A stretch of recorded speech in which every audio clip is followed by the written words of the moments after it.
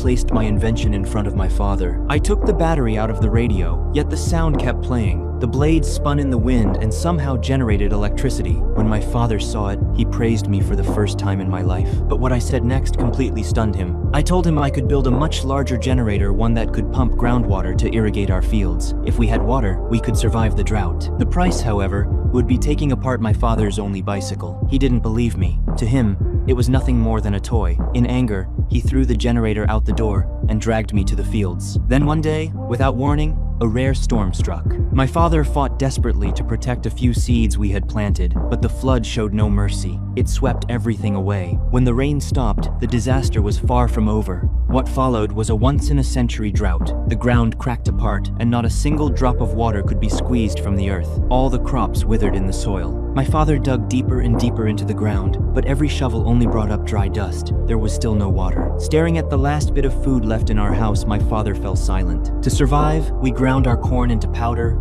and boiled it into a thin paste. That became the only food our family had. As the drought worsened, the villagers began to starve. Hunger stripped away people's humanity. Someone broke into our home and stole every bit of food we had. When my mother saw the empty storage room, she completely broke down. Thankfully, the government stepped in and began selling grain at low prices. My mother spent all of our savings and sent me to buy food. When I arrived, I was stunned. Refugees had come from every direction. I fought my way through the crowd and somehow managed to grab 40 kilograms of grain. Looking at the pile of food, my father said he hoped it would last a long time. From that day on, we could only afford to eat once a day. Then I found a bicycle near my home. When the wheel turned, the headlight lit up. That beam of light sparked something in my mind. I decided I would build a generator to pump groundwater and fight the drought. But without electricity, it seemed impossible. That afternoon in physics class, I held on to every word the teacher said like it was my last hope. But before the bell even rang, I was expelled from school. There was only one reason. My father couldn't afford the tuition anymore. The entire village was struggling through the drought. Every penny was spent on food. Education had become meaningless, but I refused to give up, because this was the only way for my family and me to survive.